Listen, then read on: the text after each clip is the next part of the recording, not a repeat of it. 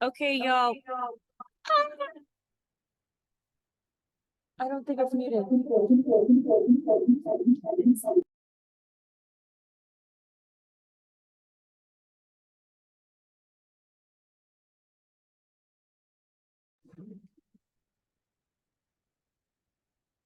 Can you guys?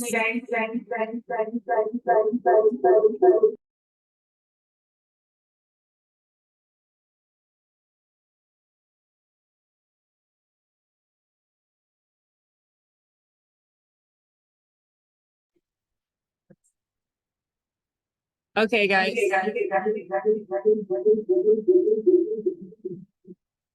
I wonder if you just left.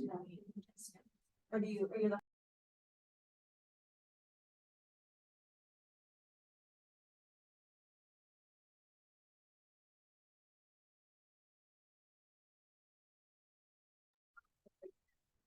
We're trying to figure this out, guys.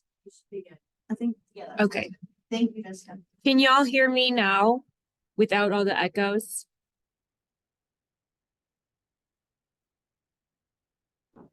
Yes. Thank you, Tanaya. Okay. So we are not getting, the owl is not cooperating. So Ashley and I are just going to sit here with a laptop and talk to it and you. Hopefully we can kind of get in. Let me, yeah.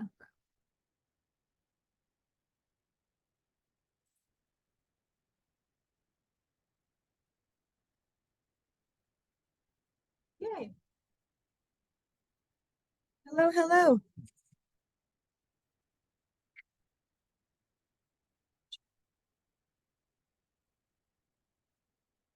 Okay. Perfect. Well, does anyone have any questions this morning to kick us off? Anything crazy happened over the weekend?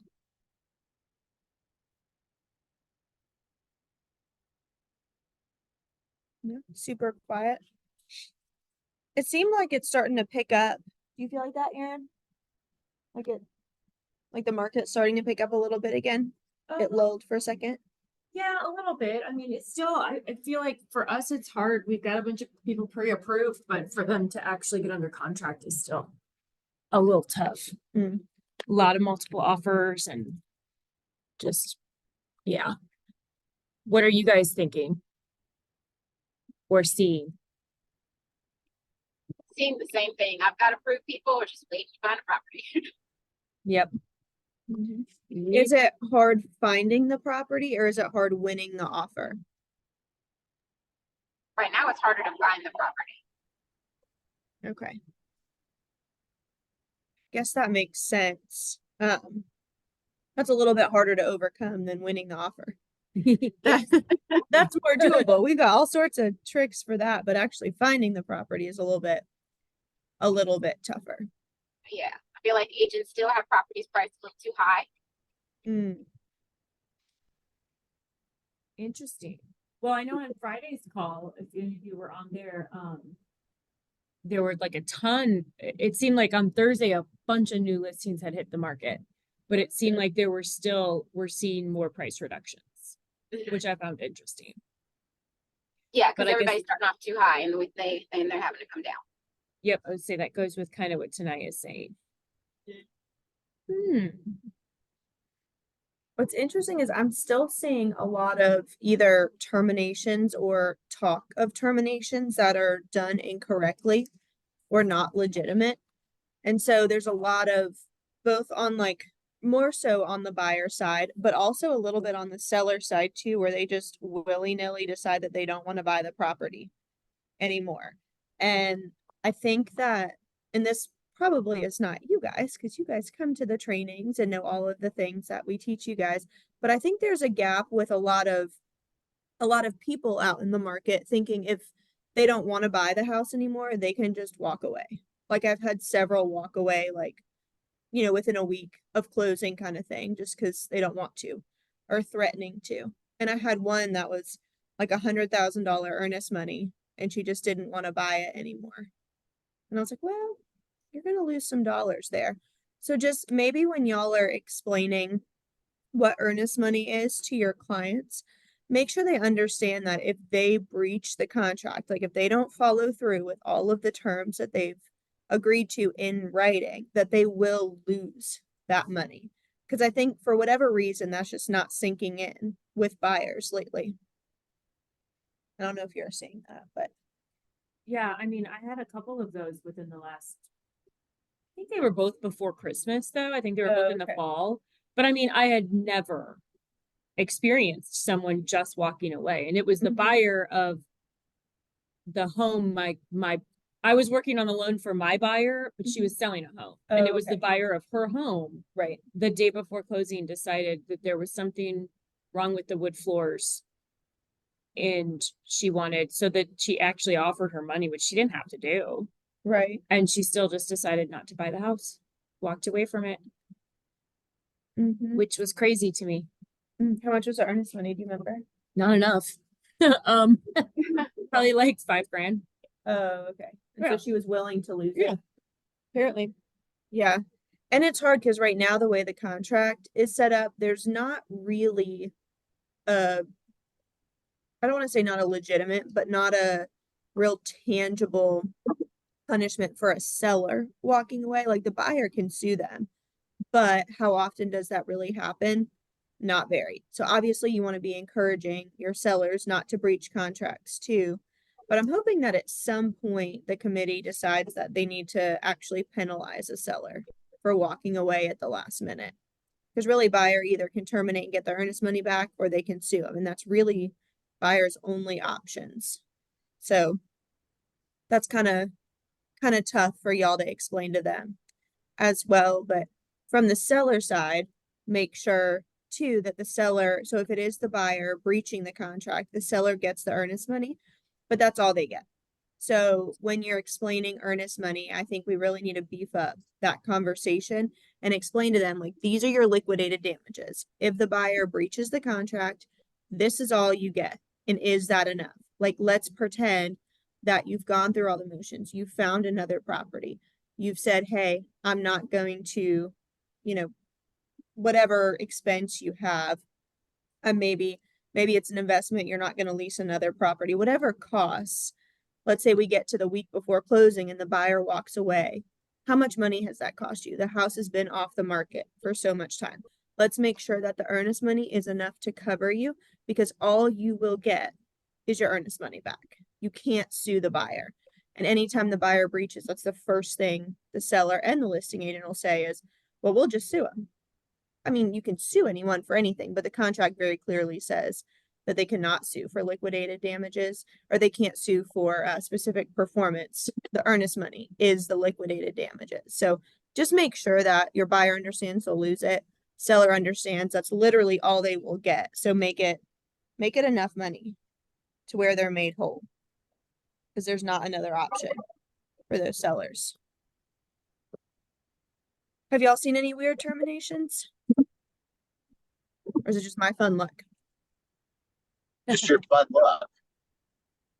Well, I guess my luck is turned into nuggets for you guys. So you're welcome for my wisdom that you've not had to experience yet. Because that's not fun. And know too that if one side breaches the contract, then the agents can sue for their commission as well. So when you have a seller or a buyer that says, well, I just want to walk away, not only are they going to be penalized for that on the buyer side, they'll lose the earnest money. On the seller side, they could be sued for a specific performance. But on top of that, the agents can get their commission as well. And if you're a seller, that really sucks because if you were going to pay the commission, you breach the contract, then the agent says, well, I still want my commission. They come after you for it. You pay them. When you do end up selling your house to somebody else, you will pay the commission again, most likely. Obviously, commission is negotiable. We're putting that at the forefront of all of our listing conversations. But the large majority of sellers are still paying that commission because it helps, get the property in front of more people and you get a higher sales price, all that stuff that you're telling them. But they could end up paying it twice if they breach the contract and decide not to sell it. So just another way to say, please don't do that. Please move forward with the sale because that could happen. Have you ever seen agents sue for their commission? Mhm. Were they successful? That I don't remember. I think what I've seen more success with is the agent saying, I'm going to sue you for the commission, and that ends up, well, either the seller just goes ahead and gives it to them, or they come to some sort of agreement, like, okay, I'll give you 50%, and the agent says, no problem. Or they say, oh, I didn't know that. I'm just gonna go ahead and sell it then. So as a way to, not like strong arm in a bad way, but encourage them to not breach the contract and go ahead and sell the property. I've seen that as a very useful tactic. Just curious, just because I have seen it over the last year. And I've heard agents talk about that they might sue, but no one actually did. I think in the large majority of cases, agents end up not suing because that's not exactly good for like word of mouth, or as far as referrals. If you sue your client, they're never going to refer anyone to you, obviously, right? So a lot of agents don't end up suing. But if it was a really bad transaction, maybe the other side, you're suing, like you represent the buyer, the seller breaches the contract. I think suing the seller is going to be more common than suing your own client. But at the same time, if word gets out that you've sued your client, I think a lot of agents think that that'll hurt their chances of getting a referral at all, because that gets posted on Facebook or whatever, and then everybody knows. So I wouldn't say it's common. I But wouldn't either. definitely a good tactic to try to get someone to not breach the contract if they're talking about it. And I've had that conversation with sellers before too. I had one guy who was just a real pain, and on the morning of closing, he says, I'm not coming. I didn't want to sign that contract and I don't want to sell it. And as soon as I said, well, you're going to be in breach, buyer can sue you. Also, the agents can sue you, because the agent was done with him. It was like a nasty divorce situation. And so the agent really was like helping the wife more so than the ex-husband, but we needed him to sell the property. And he was like, well, you're going to get sued for this, this, this, and this, and you can add me to that list because I want my commission from it. And the man showed up and signed, and he sold the house. So I think that's the far more common use of it. That makes sense. What have you been seeing? It's Um, exciting recently. I mean, as far as exciting goes, condos, the issues we've been seeing with condos, and I know we just talked about this last week, but that's probably the biggest hurdle on our side of things that we've seen in a while. That's, a little bit widespread. So just to kind of remind you guys, it's having to do with the master insurance policies for the condo complexes. So not what the buyer's getting, because they're going to get their separate HO6 policy, which is for the walls in of the unit. But that HOA insurance that the master association has on the structures and the buildings themselves, there's an umbrella policy on it, and then there's always broken out for whether it be, water is the one that's causing the issue right now. Each one will have its own deductible, each type of damage, and the water damage is the one that seems to be coming in high, meaning they're taking higher deductibles, to keep their premiums a little bit lower. And, condos associations are no different than what we've all been experiencing over the past couple years with insurance rates going higher. So they're experiencing the same thing, but on a much larger scale. So obviously they're trying to keep their costs low too. And I think that's the perfect storm, no pun intended, for what's happening here with the insurance, that for the water intrusion per unit. And there's a formula, basically the total coverage amount, very generalized here, divided by the number of units. So if the complex has 150 units, whatever their total coverage divided by unit, that's going to be what their deductible is. And so we're seeing a lot of them come in with like, $25,000 deductible. That's per unit. So if they had a big water issue, that could be a really large deductible for the HOA. So what it is there's a formula for us to figure out, hey, what's the overall coverage? How many units are there? It can't be more than, I think it's 5%. So we can figure out those numbers. So if you've got a listing and it's a condominium, now this does not apply to townhomes. So knowing how the property is titled is your first order of business. How do you do that? Who can tell me how you figure out whether it's a townhome or a condo? You contact Ashley and say, hey, which one is it? Yep. Yes, yes. And what am I looking at when you ask me that? Tax records? Not Good exactly.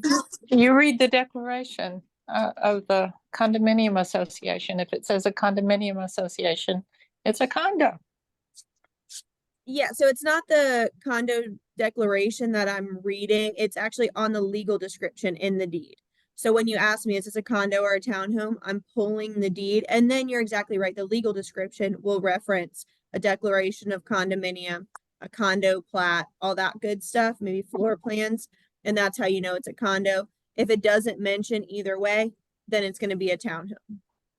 So, and I'm still getting a lot of agents who are calling something a townhome and really it's a condo and vice versa. So definitely just looking at the listing is not going to be the way to do it because a lot of people have not pulled the deed. Now, I'm of the opinion if you have a listing, ask me for the deed, look and see whether you have a condo or a townhome. Ask me whether it's a condo or a townhome. You should always have the legal description. Even if it's a single family home, you want to have that available so you have control over your contract and what's being sold. Because if you rely on the buyer's agent to provide the legal description, what if they provide the wrong one? Your seller signs a contract. Now they're legally obligated to sell a piece of property that maybe is not really what you wanted to sell. So as the listing agent, I would want control over that. But go team. Yep. Step one is exactly right. And Lenka, to your point, you can look up in the tax records and that may give you an idea, but I wouldn't even trust them all the time. So even if it says one or the other, it may say fee simple townhome and then it ends up it's actually not. So I have seen that happen before. So yeah, always, I mean, get with Ashley. That's the first thing I do if the legal description is not in the contract when I get it. That's the first thing I'm doing because our loan process is very different, you know, if it's a condo versus a fee simple townhome. So we need to know that. And just because something is called XYZ townhomes doesn't mean it still might not be titled as a condo. That's the most confusing to everybody, but it does happen. So anyways, once we know if you're listing it and you know, hey, I've got the legal description from Ashley, I know it's a condo.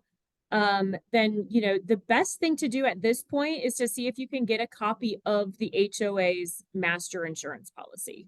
That's really because it's not an end all to everything because we're not doing an entire condo review without all of the documents. But right now, that is the one causing 99% of the problems with condo approvals. So if you can get that master policy from them, as a listing agent for your seller, you're going to go, it's going to help you immensely to know if you're going to run up into any hurdles on that from the get-go or not. So we can look at that for you. If you can get that, go ahead and send it over. We can do the math. We can have our condo desk look at it, you know, just to make sure, hey, you're okay, or hey, this is an issue. We've had some sellers go back to their HOA and say, hey, this is a problem, because HOAs don't realize, right? They're in the business of managing the HOA budget and all that good stuff, making sure they've got insurance. They might look at it and say, hey, we've got a lot of reserves. We can handle a higher deductible if something were to happen.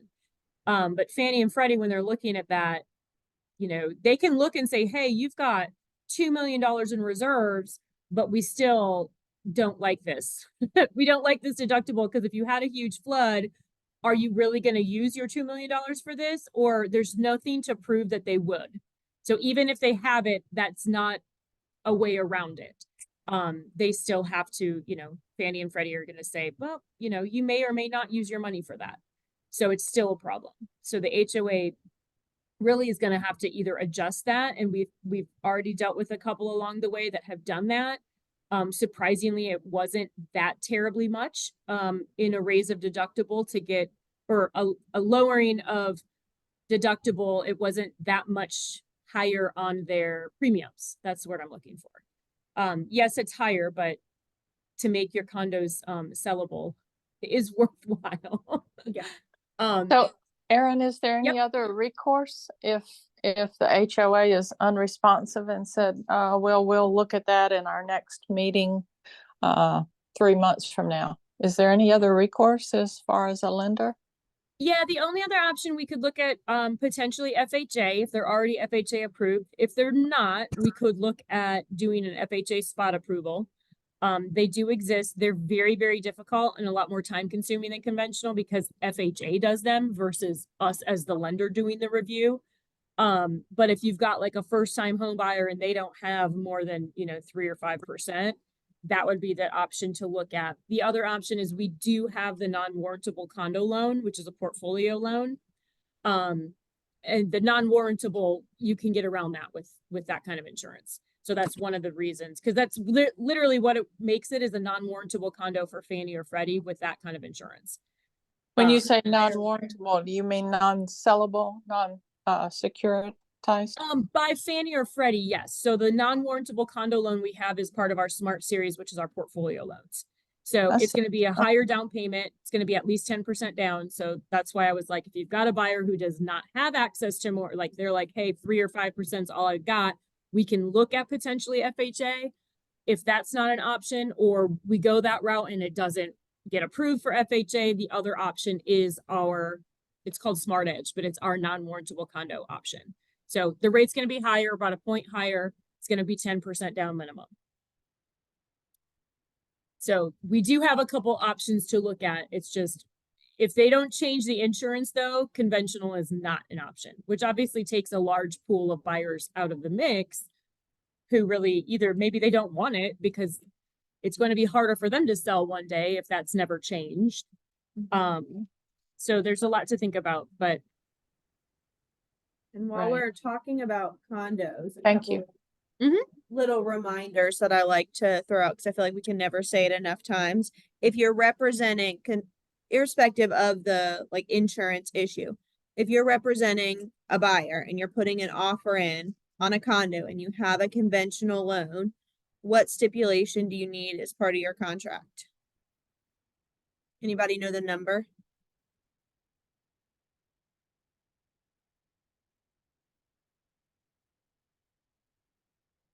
You guys need to be using the stipulation. So it's 528. That's the stipulation that makes the contract contingent on the lender approving the condo.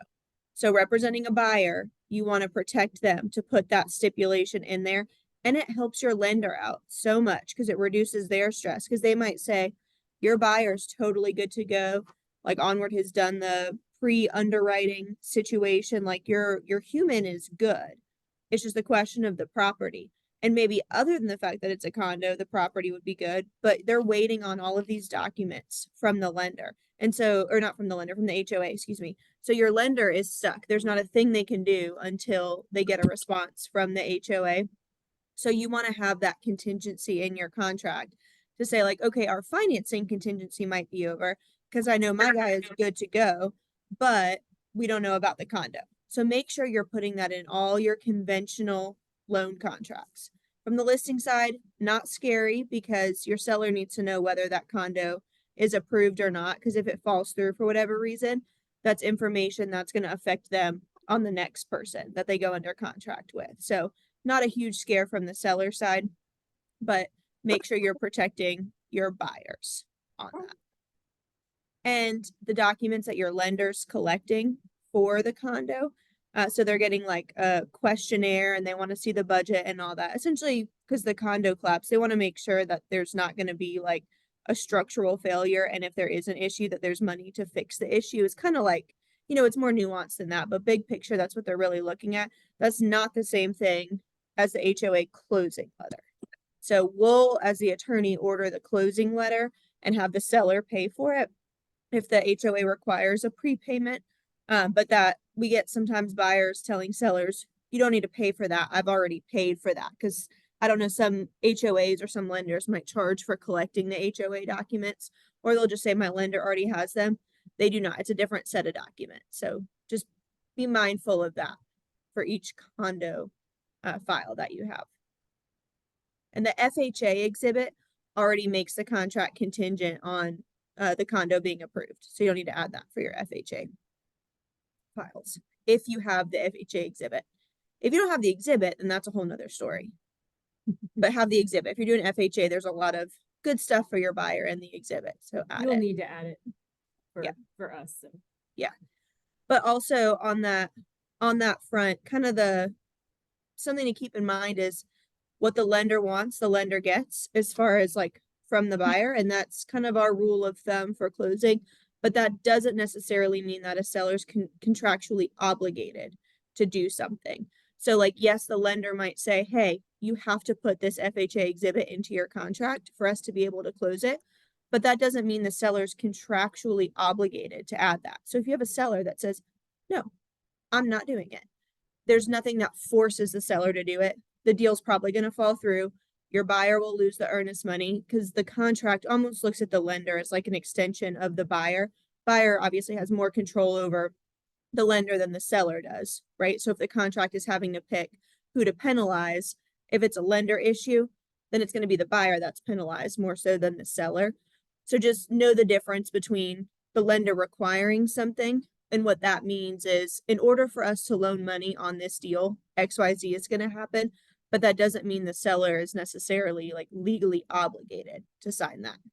It makes sense for them to sign whatever in a lot of scenarios, but just know that there is a difference there, and that can create an issue. So if you represent a buyer and the lender says, you have to do this, and the listing agent says, actually, I don't, they might be right. And feel free to give me a call on it, but I get a lot of questions on have to from the lender versus contractually obligated, and they're not one and the same for a lot of things. Could just be have to if you want to close. Correct. Yeah. Which, your number one job to me as a buyer's agent is protecting your client's earnest money. But then the second job, really from both sides, is you want to protect the transaction, right? Because at the end of the day, that's when you get paid. So it doesn't really do you much good to blow up a transaction because then you don't get paid either, right? We all want it to close, but not to the detriment of your client. So definitely work towards getting it closed. And I would say 99.9% of the things that lenders ask for, or maybe 95% of the things lenders ask for, really just benefit the transaction and are not going to be a huge harm for your seller. And a lot of times there's a good way to get around putting your seller at risk. So like an example of an at-risk thing that a lender might ask for is saying, hey, we can't source this earnest money.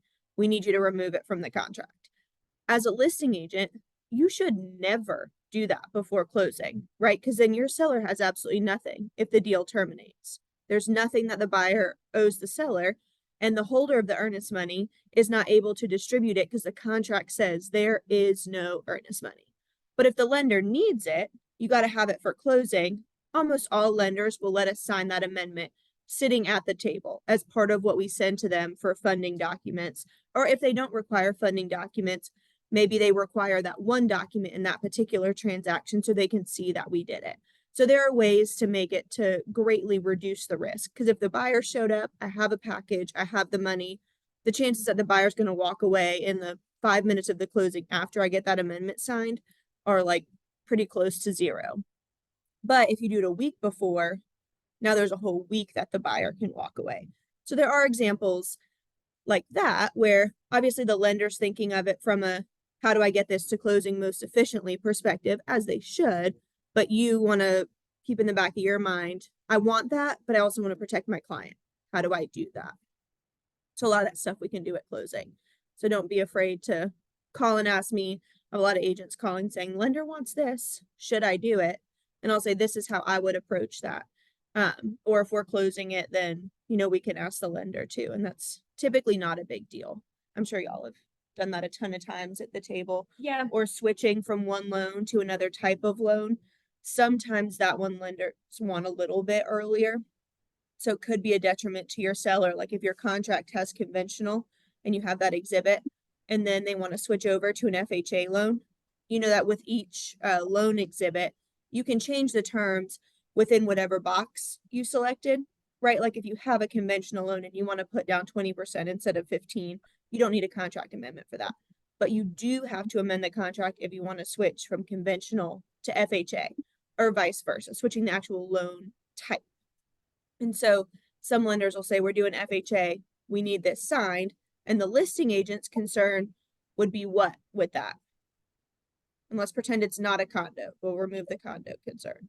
What would be your issue as a listing agent with switching from conventional to FHA? Appraisal? Yeah, because you're conventional, you probably have a certain number of days filled in. That's far shorter than what your contract period is. But with FHA, it runs the entirety of the contract. And the amendatory clause works a little bit different than the appraisal contingency in the conventional loan. The way the forms have been changed, it's definitely closer now. So it's less of a risk. The bigger risk is the time frame that it can run. So that's one. What's another risk with FHA? From a seller perspective.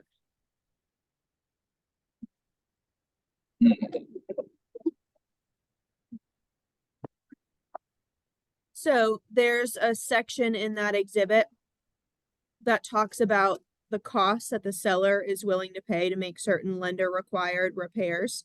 And I think those appraisals that are done from an FHA and a VA perspective are looking even more so at like safety concerns. And there's typically going to be more lender required because the appraisal requires it, right? You get a subject to appraisal. They have to have certain things changed in order for that appraisal to have that specific value. So there is a section in the FHA exhibit that says seller will pay up to X amount of dollars for these corrections or for these repairs. And then if they, if it's more, then there's a method to kind of negotiate on that front. But I think the FHA appraisal and then the costs that come with it are going to be the two big things. Because remember, FHA appraisals stick with the property. Like your conventional appraisal, you can get a different one and, if your contract terminates. But how long do they stick, the FHA appraisals? 180 days, I believe. Which is like 6 months. 6 months. That's a long time. So not necessarily a bad thing. In FHA loans, there's a lot of great loans. I'm not saying don't go with them. But what I am saying is if you have a contract that's a conventional loan and they want to flip to FHA, that's something that you want to talk about with your seller and then see if it's an option to do that at the closing table to sign those documents. If it's not, then you want to say, okay, is the appraisal done? I want to know what that value was before I agree to make this change. I want to know if it's subject to anything. Are there any repairs? And once I have that information, then I'm happy to switch it over and sign that amendment. But just think through what the possible pitfalls of making a change are and address those before you just blindly sign it.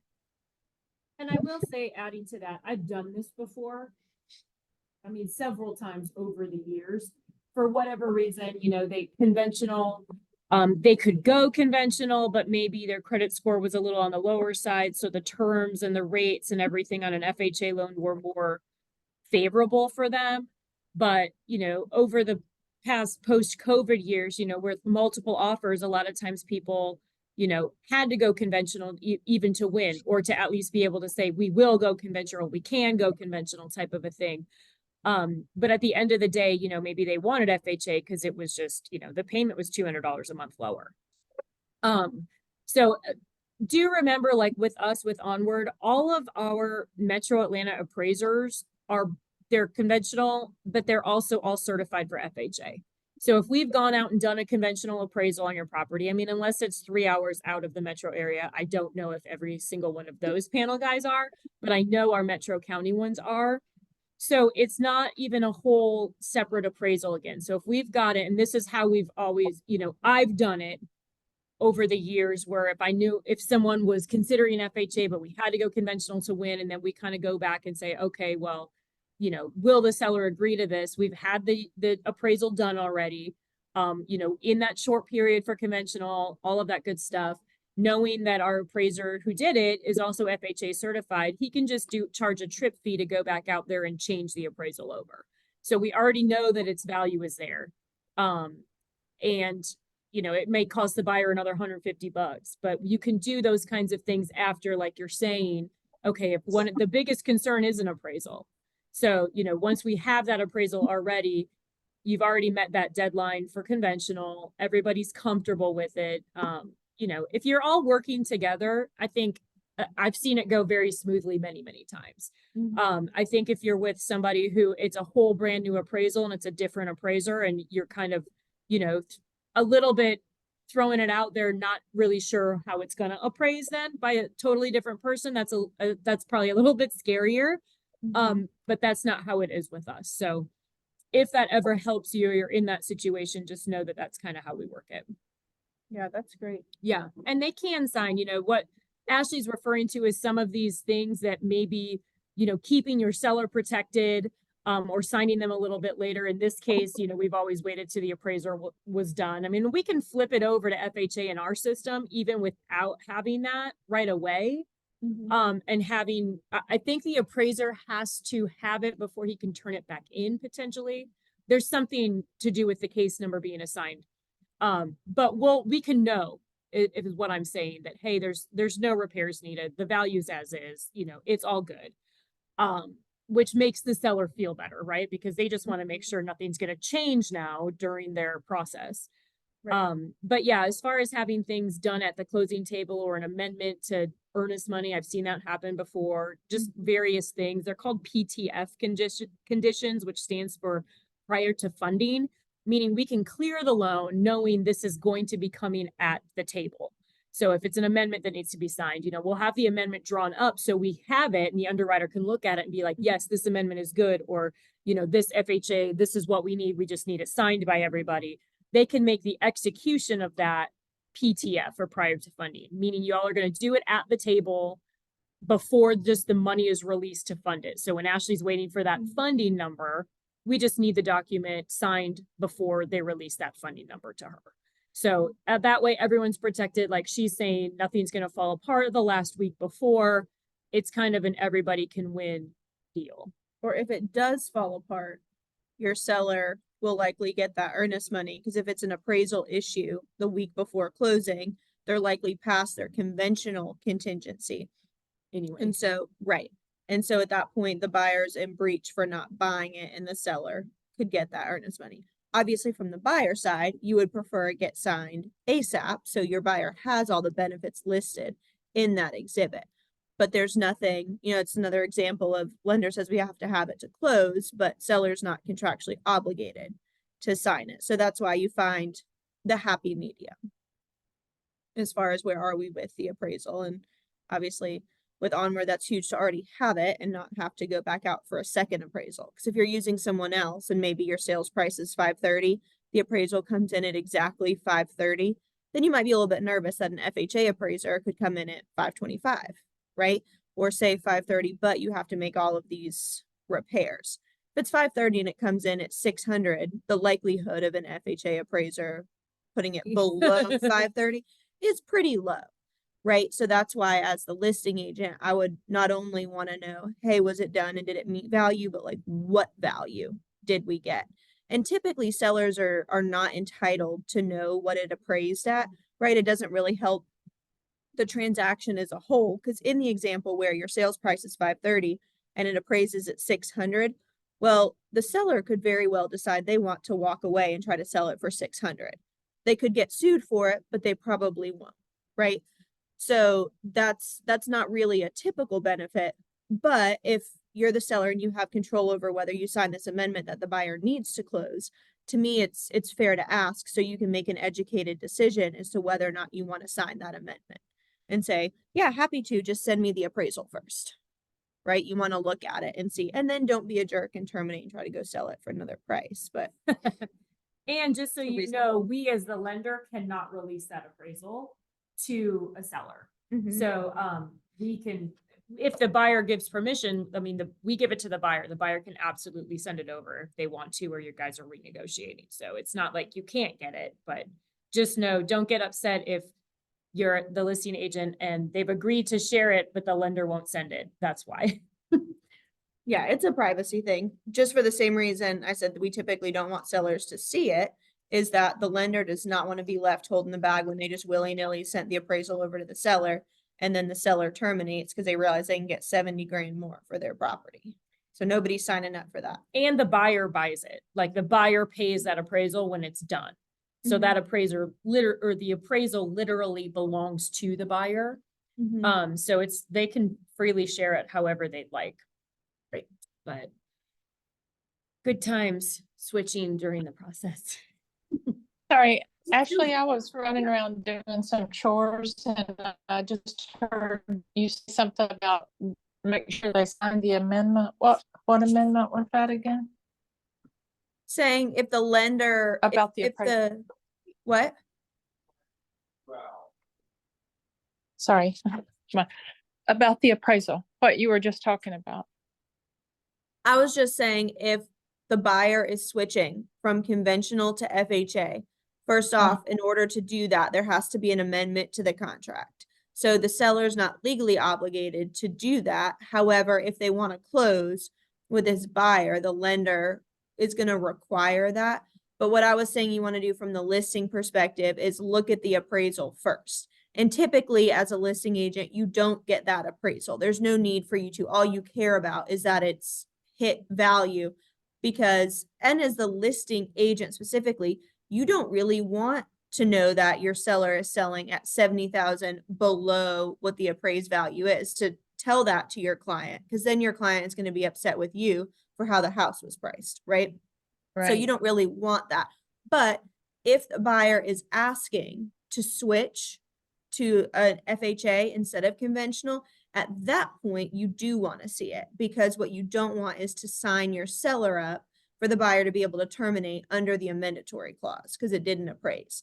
So not only, it's not just like, to me, meeting value is not good enough, because if you're not using Onward and they're sending out a whole new FHA appraisal, and your sales price is 530 and it hit 530 exactly, the chances of an FHA appraiser saying it's just a little bit less are higher than if your 530 sales price property appraises for 575. That is a pretty big gap. The chance of an FHA appraiser saying it's actually worth like 50,000 lower than that, very unlikely. So you want to know what it appraised for to know how comfortable you and your seller are going to be to agree to changing it to an FHA loan. Okay, thank you. I get it. And Thanks. really the only difference is, FHA does have some additional requirements for those appraisers to be looking at. But like Ashley mentioned before, it's pretty much safety stuff.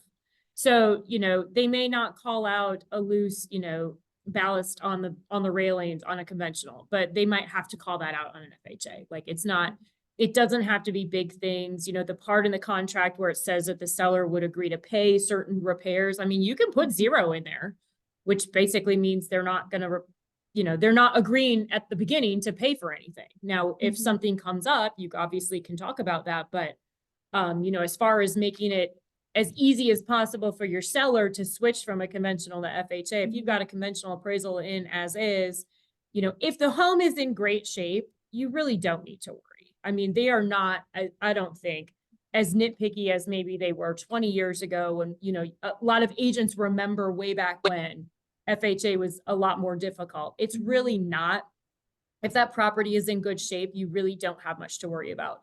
But they do have a little bit of, I don't want to say a little checklist, but there are other things. That's why the appraiser would have to go back out, because they would have to complete an FHA form or something. So they would have to look at some things a little bit differently, but it's really just safety stuff.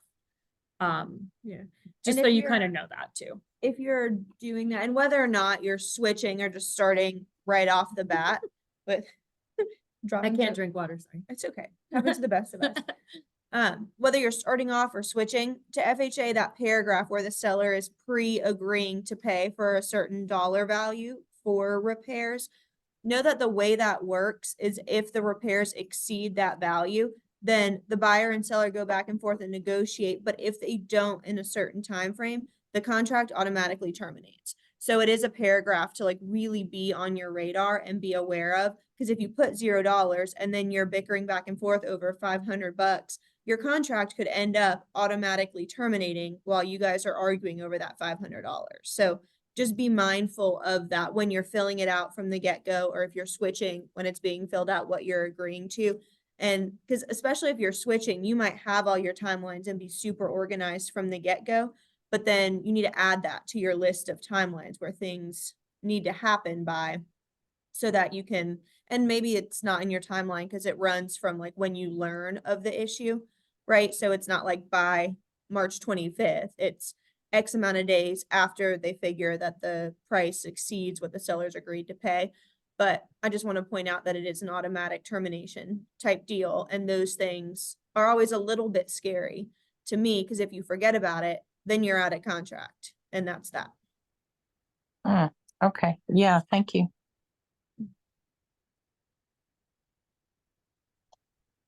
Do y'all have any questions or seeing anything going on that you want to talk about?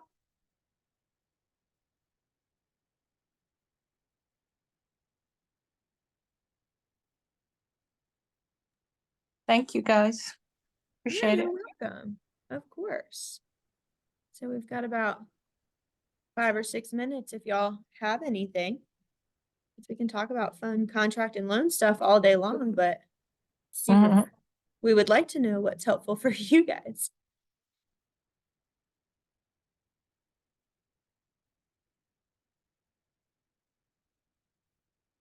I'll just say too, you know, in talking about the FHA mandatory clause and all of those, the loan exhibits, if you've ever got questions or, you know, I know a lot of agents, you know, do a lot of conventional. So when they do have someone that wants FHA or VA, they're kind of like, I don't know that I remember how exactly I need to fill this out. Just know that you can always call me. You know, I can walk you through that. You know, all those little spots in the loan exhibit, we know them like the back of our hands. So feel free to utilize us as a reference there, even if we're not your lender, which obviously we want to be, but if we're not, we'll still help you fill those out, because I know that that can be a little nerve-wracking. But as far as filling out the first page of the contract, including the contingency timelines, you always want to be talking to the lender that's handling Yeah. the deal. And so if for whatever reason you're not using Erin and you're calling her for advice on the rest of the form, obviously do that. But as far as the first page, if Erin's not working with your buyer, she doesn't really know what rate to put in there for that buyer. She could say what she might be able to lock them at, but not every lender is going to have the identical rate, right? So you want to be putting in the rate that your buyer is actually going to be locked in at with that lender. And Erin might be able to like pre-underwrite your buyer and say, I need 1 day for financing contingency, or I need 0 days, or I haven't got anything yet, so maybe I need 6 days. Whereas they might be using like a big bank and they need 21 days. So if you ask Erin, but you're using another lender, you've set your buyer up to fail. So make sure filling out the first page, you're talking really to the lender that they're using.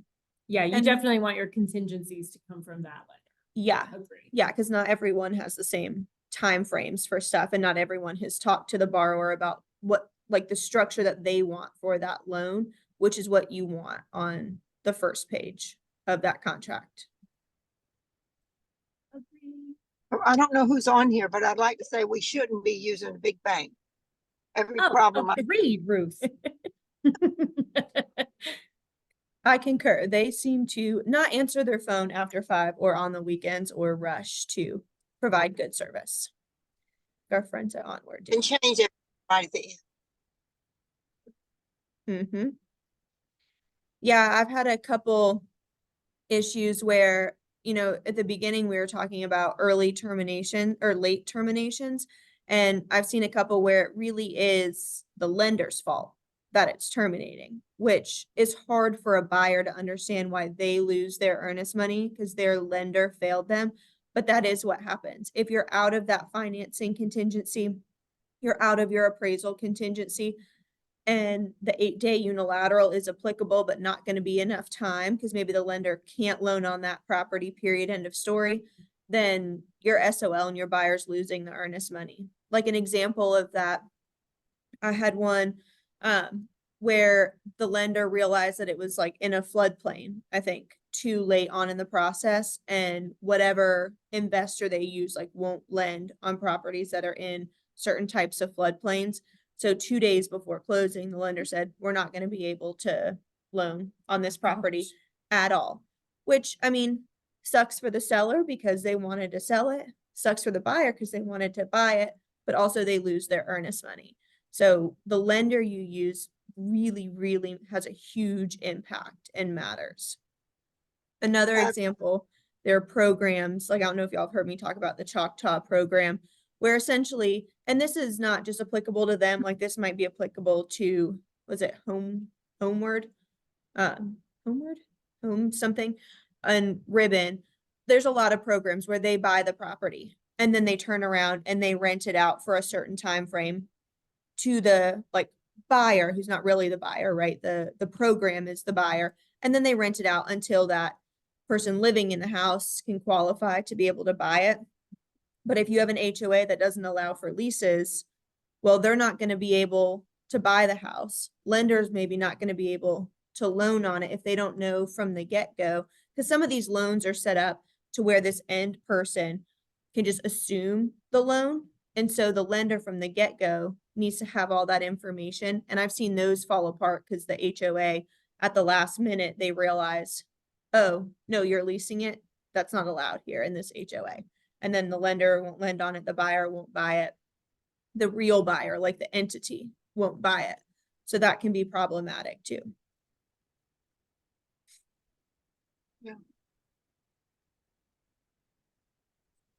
That's interesting.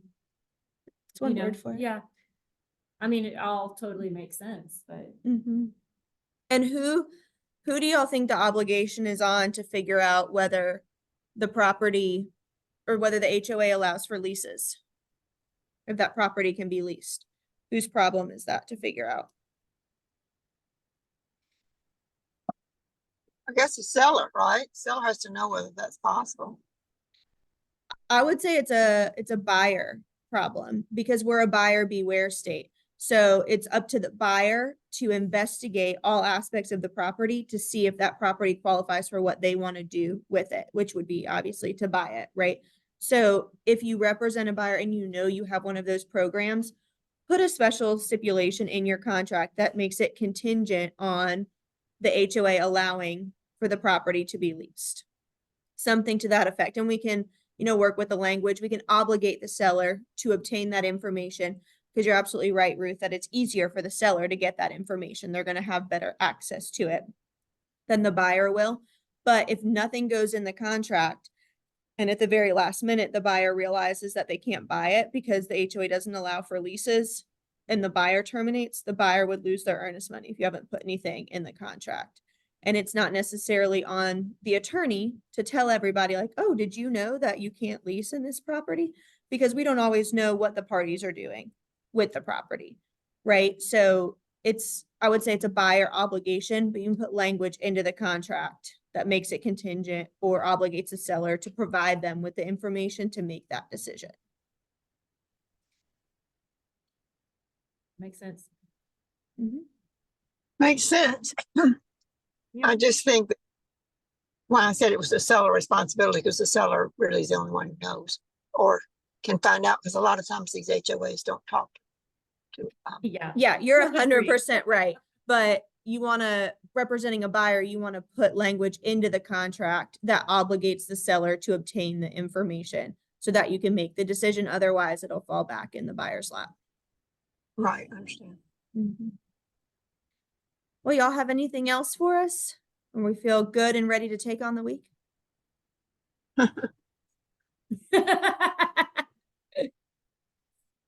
All right, guys. Well, thanks for being here. We appreciate it. Let us know if you need anything, okay? Thank you, appreciate it. Thanks. Bye, guys.